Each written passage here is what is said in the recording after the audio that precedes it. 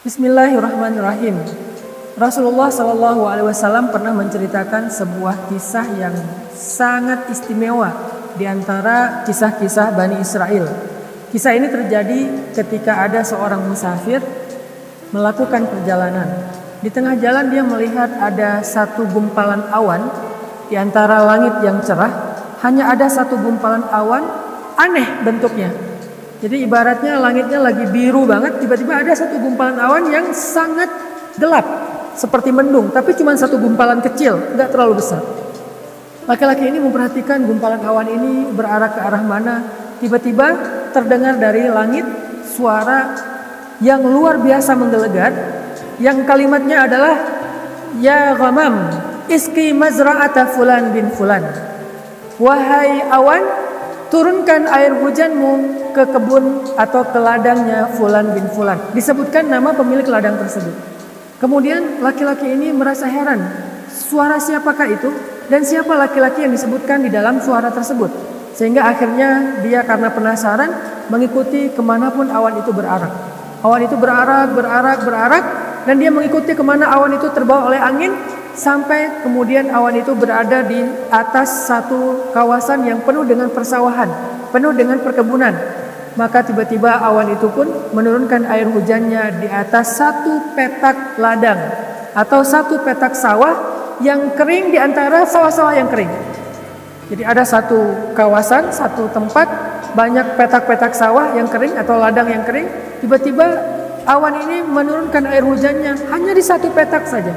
Lalu tidak lama kemudian ketika sedang melihat kejadian yang aneh itu, muncullah seorang laki-laki yang lari ke arah petak sawah tersebut sambil berteriak, "Allahu Akbar, Allahu Akbar, Allahu Akbar." Ketika dia sampai di situ, laki-laki ini kemudian menghampirinya dan bertanya, "Ya Fulan, sawah siapa ini? Ladang siapa ini?" Kemudian orang itu mengatakan, "Ini sawah saya. Namamu siapa?" Dia menyebutkan namanya Fulan bin Fulan dengan nama yang persis seperti yang dia dengar ketika tadi di perjalanan. Suara dari langit menyebutkan namanya. Ternyata ini orangnya. Ini pemilik ladang yang disebutkan tadi di langit.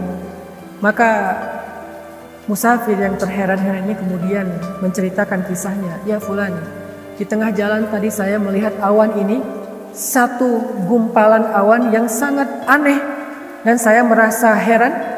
Tapi tiba-tiba terdengar suara yang berkata, 'Wahai awan, turunkan hujanmu ke atas ladangnya Fulan bin Fulan,' dan saya mendengar namamu disebutkan."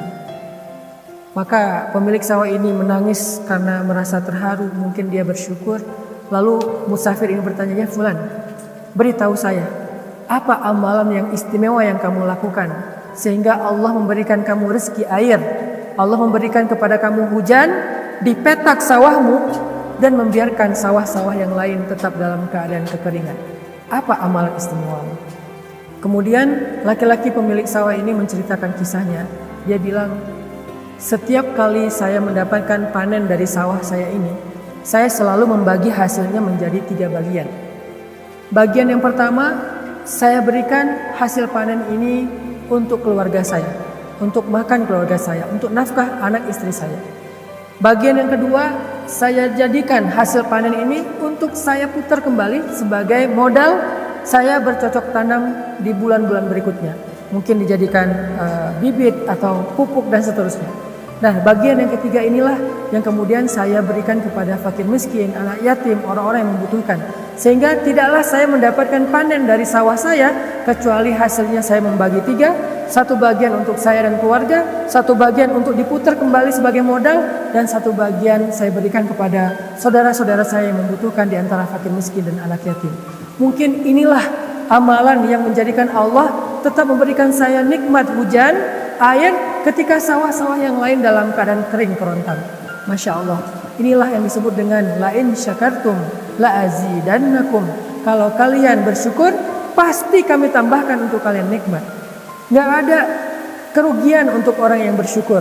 Dan bentuk syukur dari petani ini adalah memberikan sebagian dari hartanya atau sepertiga dari hartanya untuk fi sabilillah, untuk orang-orang yang membutuhkan, fakir miskin ataupun anak yatim. Apakah kita sudah membagi harta kita? Setiap kali kita dapat gaji, setiap kali kita mendapatkan keuntungan dalam berdagang, setiap kali kita tutup buku dalam sebuah bisnis, apakah kita sudah membagi harta kita?